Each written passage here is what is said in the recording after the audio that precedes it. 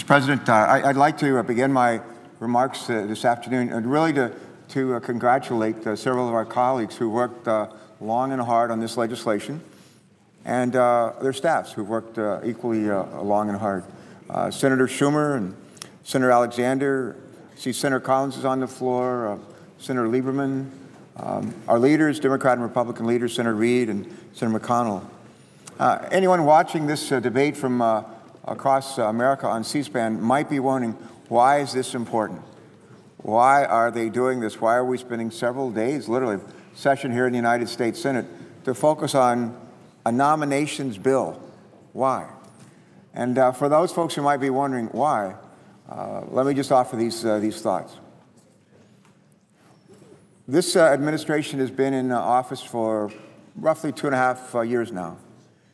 If you look throughout the federal government, the executive branch of the government, most of the positions that require presidential nomination and Senate confirmation have now been filled.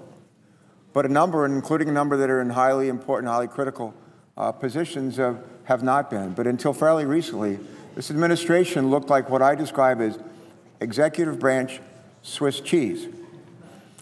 People sometimes wonder why Washington, why our federal government doesn't work better, and maybe why doesn't it work as well as our states. And I want to take just a moment, if I can, to compare the approach that we use in Delaware, and I know Senator Alexander is a former governor, probably the approach that they use in Tennessee to fill key leadership positions in the executive branch of those state governments. In my state, for example, the governor nominates people to serve as cabinet secretaries in a dozen or so different departments.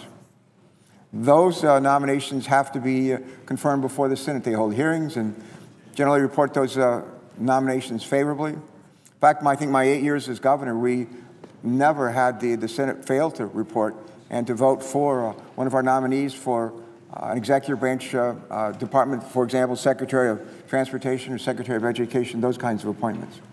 Within those various departments of state government, the division directors are appointed by the governor without confirmation by the Senate. And the rest of our line items, our line departments within state government in Delaware are not appointed by the governor. They're literally chosen through a merit system and report up the report or chain of command through the director of the division to the secretary of the department, and that's the way it works. I remember when I was about to be sworn into governor, I met with the state Senate. It was a majority Democrat at the time, and they were interested in knowing who was going to nominate for different positions, and I explained who we had in mind, and they said, you know, we don't know some of those people. Some of them are from other states, and we're not sure that we ought to be confirming them. And I asked them, I said, look, why don't we make a deal here? Give me the team that I feel that as governor I'm entitled to have. Make sure that they're honorable people, smart people, that sort of thing. But at the end of the day, let me have my team and go forward and try to govern in a partnership with the legislative branch. And and judge us in the end on how we perform. And to their credit, that's what the state Senate decided to do.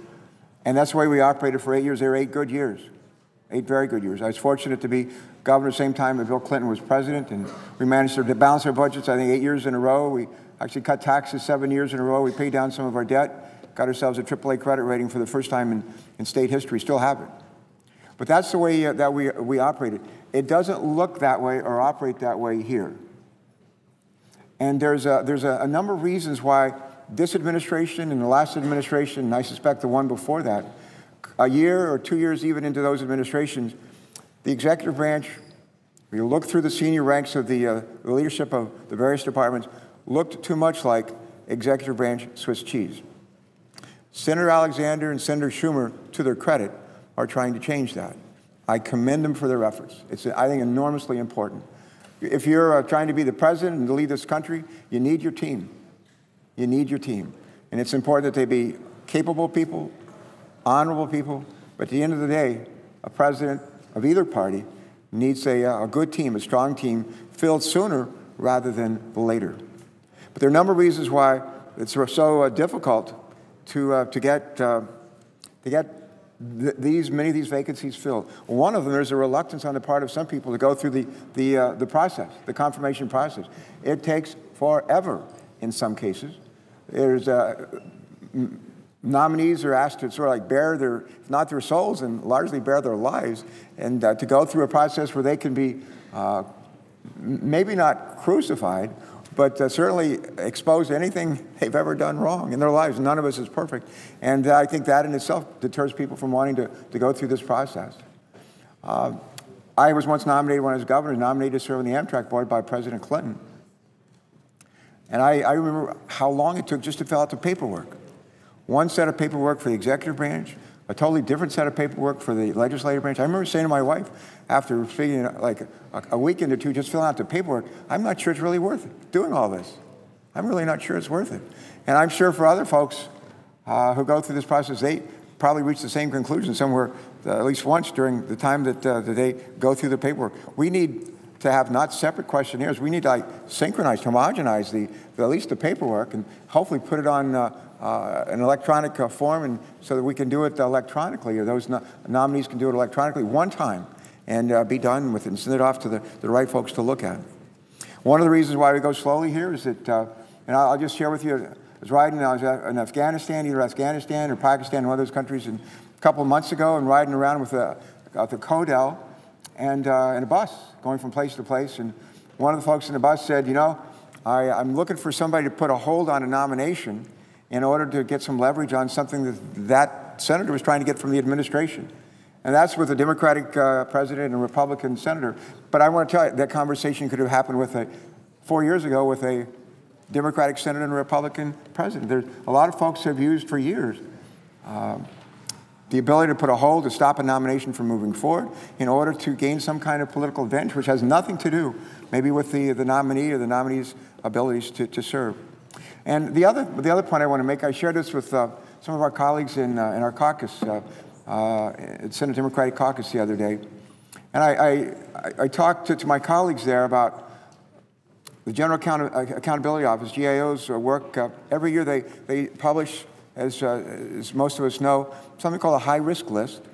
And a high risk is just a whole lot of initiatives or problems that exist throughout the federal government that are either costing us a lot of money or are going to cost us a lot of money unless we do something differently. And one of the top items on the GAO's high-risk list for years now has been major weapon system cost overruns.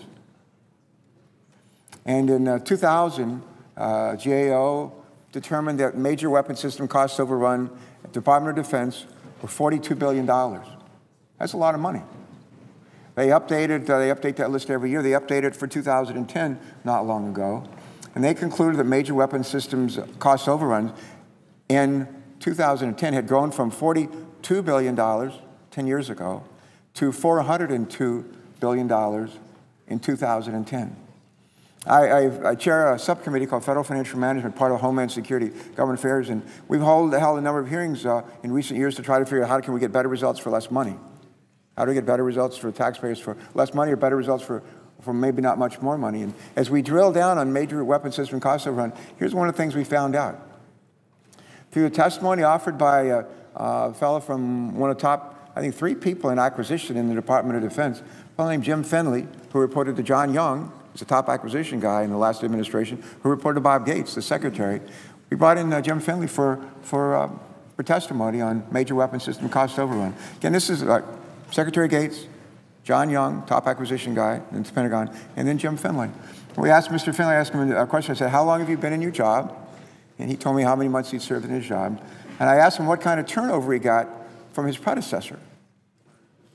And he said, my predecessor had left 18 months before I was confirmed for this position. So I said, you mean for like 18 months there was no confirmed person in your position for acquisition to oversee the development of these major weapon systems? He said, that's right. He said, I said, how many direct reports did you have once you got into your job? How many folks were directly reporting to you? He said there were 6 direct reports to me in that job, but only 2 of them were filled. You just think about that. Here we are, Department of Defense, hundreds of billions of dollars of weapon system to oversee in acquisition, and arguably the number 2 person in acquisition in the Department of Defense, that position was vacant for 18 months. 18 months. And when he finally got confirmed, of the 6 direct reports, only 2 were filled. No wonder we have these huge weapon system cost overrun. And it's not just, I'd like to say it's an isolated incident. We brought in Jim Fenley's counterpart today in this administration, a fellow named Frank Kendall. Very good man. He came and testified earlier this year. Again, it's Bob Gates, the secretary, and there's now Ash Carter, who's the top acquisition person in DOD, and then we have Frank Kendall. And I said to Mr. Kendall, how long you been in the job? And he told me how many months. And I said, what kind of turnover did you get from your predecessor? And he said, my predecessor left 15 months before I got here. 15 months.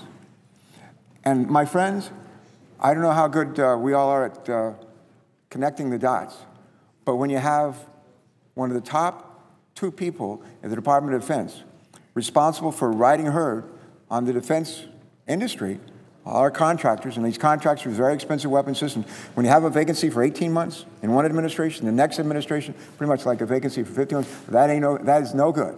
That is an invitation for disaster. And when we see the major weapon system cost overruns go from $42 billion in 2000 to $400 billion 10 years later, I would suggest one of the reasons is because of this confirmation process, the vetting process, and really the biggest problem of all is the administration.